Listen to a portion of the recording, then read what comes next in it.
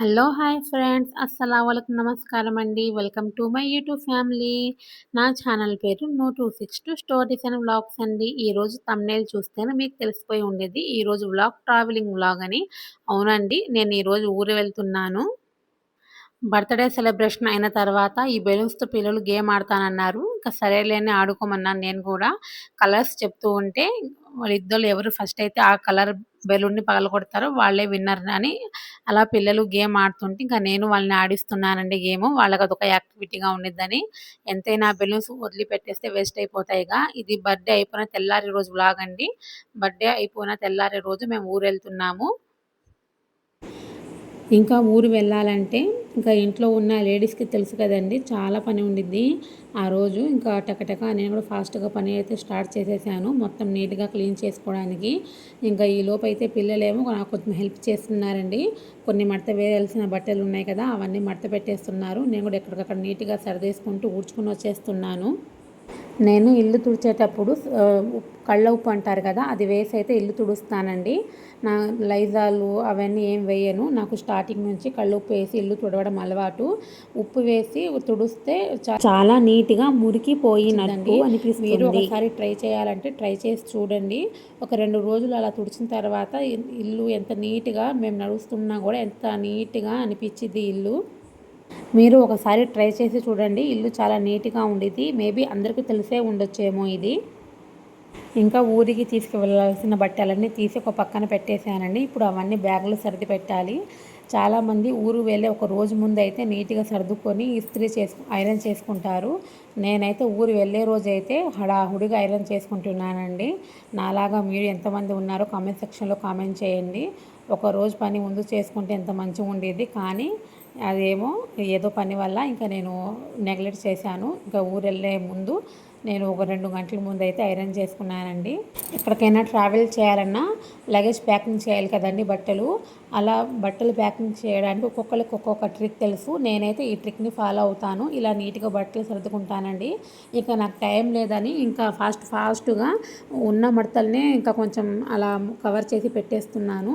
మొన్న మధ్య నేను దర్గాకెళ్ళానండి. అప్పుడు సర్దాను. చాలా నీట్‌గా సర్దాను. ఐరన్ చేసి ఎక్కడికక్కడ మడతలు పెట్టేసి ఇంకా అంత టైం లేదు నాకు. కొంచెం టైం పట్టిద్దని ఇంకా ఉన్న మడతల్ని కొంచెం చిన్న చిన్న ఫోల్డ్‌గా చేసేసి పెట్టేశాను. బట్టలు ఫోల్డ్ చేయడం కూడా ఒక ఆర్ట్ అండి. నాకైతే కొంచెం ఇలా తెలుసు. అందుకని నాకు తెలిసిన ట్రిక్‌తో ఇలా అయితే బట్టలు సర్దేసుకుంటున్నాను. చాలామంది బ్యాగ్ ఇలా మామూలుగా పెట్టి సర్దుకుంటారు కదా! ఇలా బ్యాగ్‌ని ఒకసారి గోడ కానించి నుంచోబెట్టి సర్ది చూడండి. చాలా బట్టలు పడతాయండి.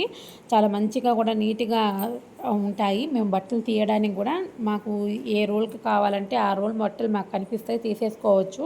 ఇంకా నేనైతే లగేజ్ ఇలాగే ప్యాకింగ్ చేస్తానండి.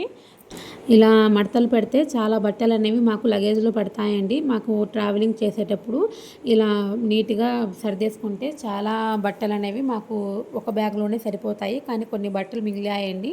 ఇంకా అవన్నీ వేరే బ్యాగ్‌లో సర్దేసేసాను. మొత్తం నీట్‌గా ప్యాకింగ్ అయిపోయిందండి. ఒక పెద్ద బ్యాగ్ అయితే ఇంకా చిన్న బ్యాగ్‌లో మిగతా బట్టలన్నీ పెట్టేసేసాను. అది కూడా నీట్‌గా ప్యాకింగ్ అయిపోయింది. ఇంకా జ్యువెలరీ అండి. ఇంకా జ్యువెలరీ విషయానికొస్తే ఇంకా అవన్నీ నాకేం కావాలి, పిల్లలకేం కావాలి అవన్నీ తీసి ఇలా చిన్న చిన్న ప్యాకెట్స్ నేను తీసుకున్నానండి. ఇంకా దాంట్లో అయితే మొత్తం ప్యాకింగ్ చేశాను. ఇలా ఆర్గనైజ్‌గా సర్దేసుకుంటే చాలా నీట్‌గా ఉంటాయి.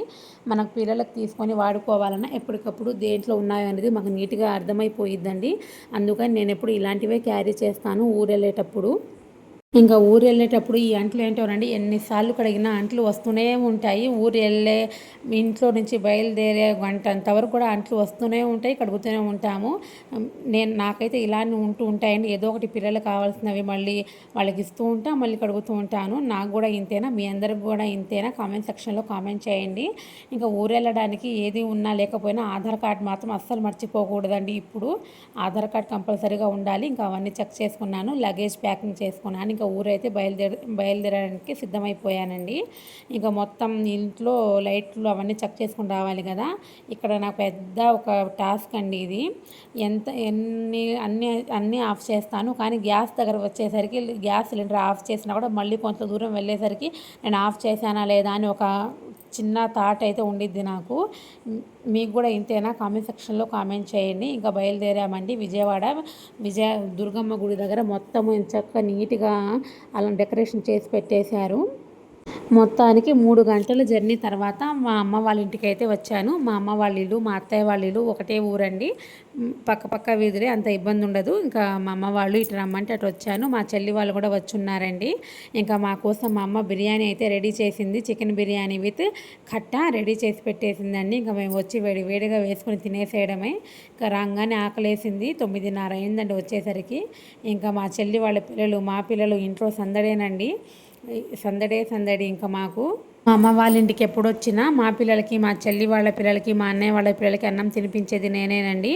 వీళ్ళందరినీ చక్కగా రౌండ్గా కూర్చోబెట్టుకొని అన్నం తినిపిస్తాను. పిల్లల పని, అన్నం తినే పని నేనే చూసుకుంటానండి. పిల్లలకి అన్నం తినిపించిన తర్వాత ఇంకా నేను మా చెల్లి కూడా కూర్చొని అన్నం తింటున్నాము. చక్కగా చాలా రోజులు అవుతుందండి నేను మా చెల్లి కూర్చొని అన్నం తిని. 3 నెలలు అవుతుంది మా చెల్లి వచ్చి. నేను 2 నెలలు అవుతుంది మా అమ్మ వాళ్ళ ఇంటికి వెళ్ళి.